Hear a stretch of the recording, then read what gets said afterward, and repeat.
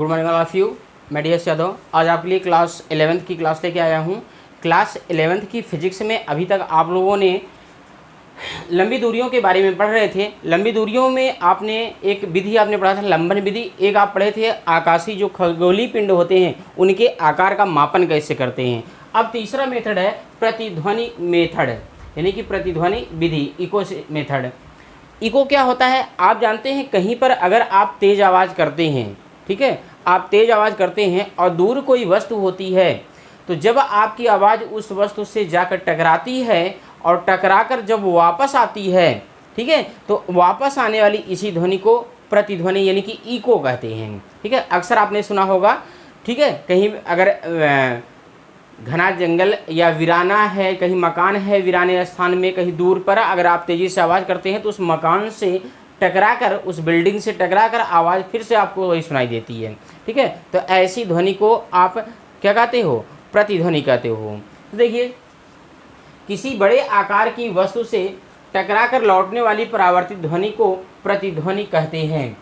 प्रतिध्वनि के सुनाई देने के लिए परावर्तक तल की स्रोत से न्यूनतम दूरी 17 मीटर होनी चाहिए, यानी कि जो ध्वनि स्रोत है और जो परावर्तक तल है इनके बीच की दूरी कम से कम लगभग 17 मीटर होनी चाहिए, तभी प्रतिध्वनि सुनाई देगा। अगर 17 मीटर से कम है तो प्रतिध्वनि सुनाई नहीं देगा। तो न्यूनतम डिस्टेंस कितनी होनी चाहिए, 17 मीटर। ठीक है, यदि ध्वनि उत्पन्न होने तथा प्रतिध्वनि सुनाई देने के बीच समांतराल स्मॉल टी तथा वाई में ध्वनि की चाल स्मॉल वी हो तो हम मान लेते हैं जैसे ये स्रोत है, यहाँ पे कोई स्रोत है, स्रोत कौन सा, ध्वनि स्रोत है, और यहाँ पर वो वस्तु है जिससे जिससे ध्वनि जो है वो टकरा रही है।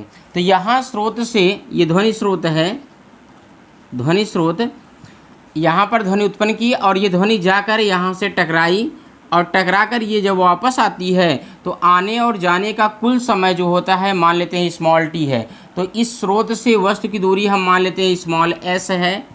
दूरी कितना है, स्मॉल एस है। यहाँ से ध्वनि उत्पन्न हुई, ये ध्वनि जाती है और टकराकर वापस लौटती है, तो ध्वनि के जाने और वापस आने का कुल समय स्मॉल टी है। और स्रोत और जो वस्तु है जहाँ से टकरा रही है उसके बीच की दूरी जो होता है वो स्मॉल एस है, यानी कि सेपरेशन बिटवीन देम ये एस है। तो चाल बराबर दूरी बटे समय, speed equal to distance upon time. तो चाल क्या है, वी, हमने वी माना है। दूरी, चूँकि दूरी कितना एस गया है और एस आया है तो इसलिए क्या लेंगे, 2s। तो v is equal to 2s upon T. ठीक है, तो यहाँ से अगर s फाइंड करेंगे तो s is equal to v into T by 2। तो यहाँ से देखिए, अगर जाने और आने का समय मालूम है और ध्वनि की चाल आपको मालूम ही है, ठीक है, ध्वनि की चाल आपको मालूम है और आने जाने का समय मालूम है, तो हम उस स्रोत से उस वस्तु की दूरी को फाइंड कर सकते हैं, निकाल सकते हैं। इसका स्क्रीनशॉट एक बार आप लोग ले लीजिए। अब इसके बाद लंबी दूरियों के मापन की हम लेसर विधि पढ़ेंगे। लेसर विधि, लेसर मेथड। लेसर का फुल फॉर्म क्या होता है देख लीजिए, light amplification by stimulated emission of radiation. ये लेसर का फुल फॉर्म है। दरअसल लेसर लाइट जो है ये एक वर्णी अत्यधिक तीव्र जो होती है, ये प्रकाश किरण होती है जो संकेंद्रित संकीर्ण होती है। ठीक है, और ये बिना क्षय हुए, बिना स्कैटर्ड हुए बहुत लंबी दूरियां तय कर सकते हैं। बिना नष्ट किए, बिना क्षय हुए क्या है, ये एक लंबी दूरियां तय कर सकते हैं। तो देख लीजिए, लेसर अत्यधिक तीव्रता वाला समदैशिक एक वर्णी प्रकाश है जो बिना प्रसार के सरल रेखा में बहुत लंबी दूरी तय कर सकता है। लेसर विधि का प्रयोग लंबी दूरियों जैसे पृथ्वी से चंद्रमा की दूरी ज्ञात करने में किया जाता है। यह विधि प्रतिध्वनि के सिद्धांत पर ही आधारित होती है। यह विधि किसके सिद्धांत पर आधारित होती है, प्रतिध्वनि के सिद्धांत पर ही आधारित होती है, यानी कि प्रतिध्वनि का जो कॉन्सेप्ट है, प्रतिध्वनि का जो प्रिंसिपल है उसी के आधार पर ये काम करता है। ठीक है, यदि प्रेषित प्रकाश चंद्रमा से टकराकर टी समय में वापस लौटता है तथा चंद्रमा की पृथ्वी से दूरी s है, जैसे मान लीजिए पृथ्वी से हम प्रकाश को भेजें और वो चंद्रमा से टकराकर वापस आता है, तो पृथ्वी और चंद्रमा के बीच दूरी मान लेते हैं s है और प्रकाश की चाल आप जानते हैं c है, उससे प्रदर्शित करते हैं। तो चाल इक्वल टू दूरी अपान समय, तो चाल के स्थान पर हम c रख देंगे। दूरी चूंकि 2s क्यों लेंगे, क्योंकि s गया है और s वापस आया है, तो 2s अपॉन t। तो यहाँ से ये distance between earth and moon यानी कि चंद्रमा और पृथ्वी के बीच की अगर दूरी यहाँ से फाइंड करेंगे, s इज इक्वल टू क्या हो जाएगा, c इंटू टी बाई 2। तो यहाँ पर c क्या है, निर्वात या वायु में प्रकाश की चाल है और इसकी वैल्यू c की कितनी होती है, 3 इंटू 10⁸ मीटर पर सेकेंड। इसका स्क्रीनशॉट आप लोग एक बार ले लीजिए।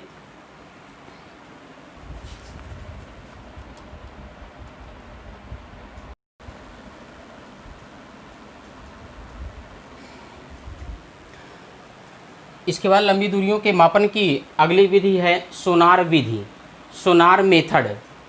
सोनार का फुल फॉर्म होता है साउंड नेविगेशन एंड रैंगिंग। ठीक है, सोनार जो विधि है, देखिए जो लंबी दूरियां नापी जाती हैं, ये जल की गहराई में कोई वस्तु होती है उसकी गहराई नापी जाती है।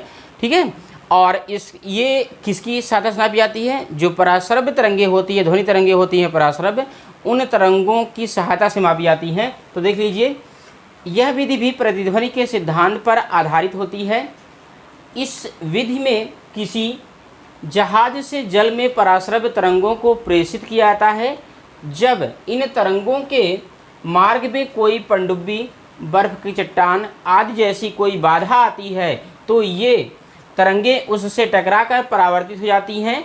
जब ये तरंगे जहाज पर लगे अभिग्राही रिसीवर पर पहुंचती हैं तो इन तरंगों के प्रेक्षण व अभिग्रहण के बीच का समय t नोट कर लेते हैं।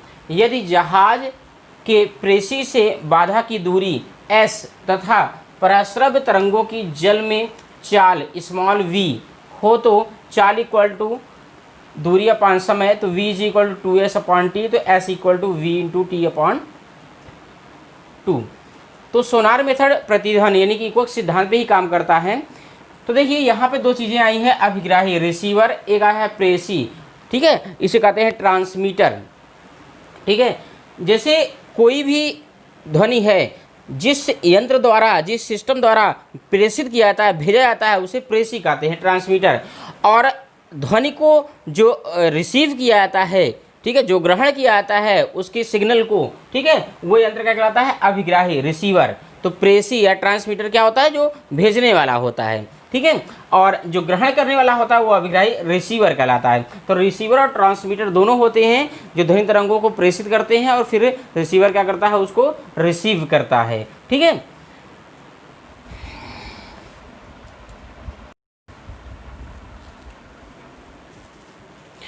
अब इसके बाद हम द्रव्यमान का मापन पढ़ते हैं, मेजरमेंट ऑफ मास।